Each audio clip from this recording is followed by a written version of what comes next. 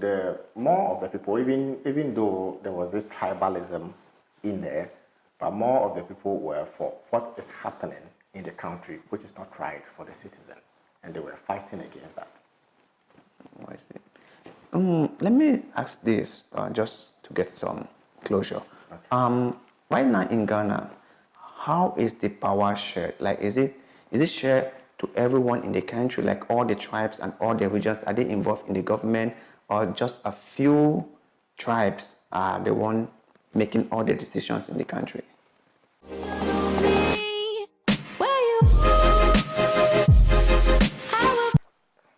That's a good one. Rawlings is the hallmark of democracy. He paved the way for that. And he allowed every citizen to vote. You know, regardless of your tribe or wherever you are from, you can vote. That's why voters' ID, voters' registered card were made for every citizen of Ghana to vote. So everyone was given a chance to partake in the voting. Oh, okay, yes. So after he took over the government, did he restructure the government in order to solve some of these problems that he saw before he went into government? Yeah, Rawlings listened to the people's voice. Right. He made sure electricity even reached the rural areas.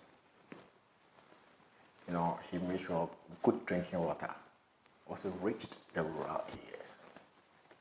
Because in Accra, that's the capital of Ghana. That's where we had light and all those things. But Rawlings made sure he made those lights and this water and everything extend to the rural areas where they can also benefit good drinking water. In terms of the social injustice that the people were complaining about, did he try to solve the problem? Yeah, he did that. Even though he was also a dictator from the beginning, but he was more into the people. Rawlings is a man, he can just get to the farm and be working with the citizens. You will see him, you know, digging these gutters with the citizen, you know, desilting these fields from gutters and all that himself, trying to take an example for the citizen to follow. So he made the citizen know that the social injustice is not part of his government. So he did very well. Let me ask this, right? You came from Ghana and you've been living in Ghana for a very long time, right? Yeah. And I know you must have been talking to some of your age group, some of your friends. Like, what is the general sentiment when it comes to Rawlings? Do people think that the call he staged is justifiable? That's good, you know. Everything you do,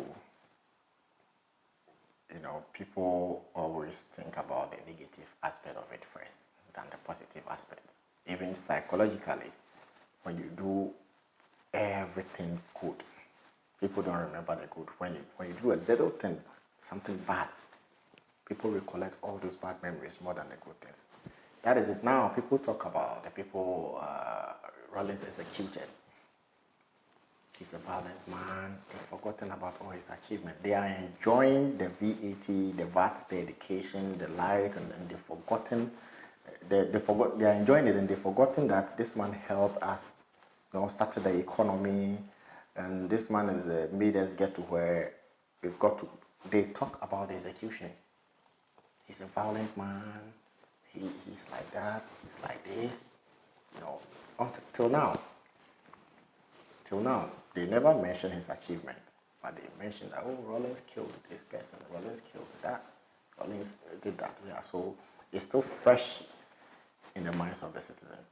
No, like most people argue that maybe Rawlings wasn't acting in the best interest of the country, of the Ghanaians. Maybe he was acting in his own best interest because he was in prison for a very long time. What can you say to that? If he was acting for his interest, he should have been in power till now. Rawlings exemplified democracy, right? in a way that he is the one who paved way for democracy. He left peacefully. He would have said, no, I won't leave, if he really wanted to do something for his selfish interest. I won't leave. And he had all the militaries. He was a flight lieutenant, or leader of the military in the Air Force in Ghana. He had all the power. He would have stood in power till now. He's 72 years old now, and the military loves him. He would have still been in power. But then, because he's not selfish, the people came in, he understood the people, said, okay, we have to vote. If you like me, I'll stay. If you don't like me, I'll leave, for my predecessors to also come in. Then he did that. He understood the people. There was a peaceful election. Then he left power for others to also do what they want to do. When he lost the election, there wasn't any fight. Everything was okay, very peaceful. Then he left. Yeah. So critics might say that the reason he left was because he knew deep inside that he has lost the trust of the people. That was why he lost the election. And even if he wanted to stay, there would have been an uprising. Let me Rawlings served his term, 8 years term. He never lost any election. In 1996, he was re-elected by the people. The 8th-year term is the maximum to serve in Ghana. And he served 8 years term. The maximum is 8 years. Then now his party was taken out for another party to come and rule. Now Ghanaians are some type of people. They always like changes. Yeah. So they think, oh, NDC, Rawlings have been in power for 21 years. And his vice, they call him, his vice, Atta Mills, the late Evans Atta Mills. Yeah. Was the flag bearer of the NDC. And the people said, no, it's okay, we are tired. We don't trust this one. No, we don't trust this one. It's okay, 20 years, it's okay. We want another thing, want something new. So it was a peaceful election. Now the MPP government came to power. Oh, that's okay. I watched a recent video of him granting an interview. I watched it on YouTube, and he made a statement that a person who is worse than an enemy is a traitor. So, what did he mean by that? Or what was he referring to? Yeah, Rawlings has a lot of experience, right? A serving president for 20 years, that he's encountered a lot. That proverb, I would say it's a proverb. It's deep. So the difference between an enemy and a traitor is an enemy, you always know this is my enemy. No, this one hates me, so you are very careful. But a traitor is someone you trust so much and later that person betrays you. Yes. So that talk show, he was talking about the Westerners and we the Africans. We trust the Westerners so much, they come in, they lend us money to just, they lend us money to do things in our country. And later, the type of money or the sum of money that they lend us, we cannot pay them back. So what they do is they will come in for our natural resources. Yeah, they are traitors because we trust them so much. They build that cordial relationship and mutual understanding with us. Then we feel like, oh, these people are okay. We can give them whatever. Yes. Now, when we give them the natural resources and all that, they take all them away. Then they still enslave us. And they still enslave us till now. Yeah, that's what Rawlings meant. He was talking about the Westerners, and he was fierce on that when he was making his statement. Because most of the people in Africa mostly trust the Westerners more than we, the Africans. So he was saying that even sitting governments, the sitting president and leaders befriend the Westerners, listen to them, implement their strategies in Africa, and let the citizens follow, which is not helping us until now. That's why we have everything in Ghana. We have gold, we have whatever, but still the country, the common citizen is not benefiting. That's what Rawlings meant. Oh, that was really insightful. Is Rawlings still popular amongst the youth in Ghana? Like, do they still see him like a mentor? Rawlings is very popular. Rawlings is a person of integrity. a good dictator in such a way that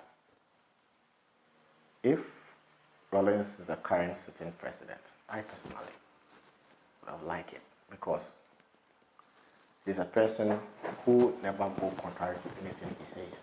When he says it, he does it. So there are people who mentor him a lot, even in the military. There are people who are called Rawlings in Ghana by name. People give birth to people and they name them Rawlings. So in the military, people want to be like him and all that. Because such a person is not easy to have that character trait. It's not easy. So a lot of people in Ghana really respect him and really want to be like him. A couple of years ago, I watched a video on YouTube, and there was like an infighting within the party that he founded. Yeah. What was it all about? It was because Rawlings thought, oh, I'm the one, I founded NDC, so I can control everyone. But Ghanaians also, I think NDC is for Ghana. Yeah, not for you. It's not for you. And it's not family and friends party.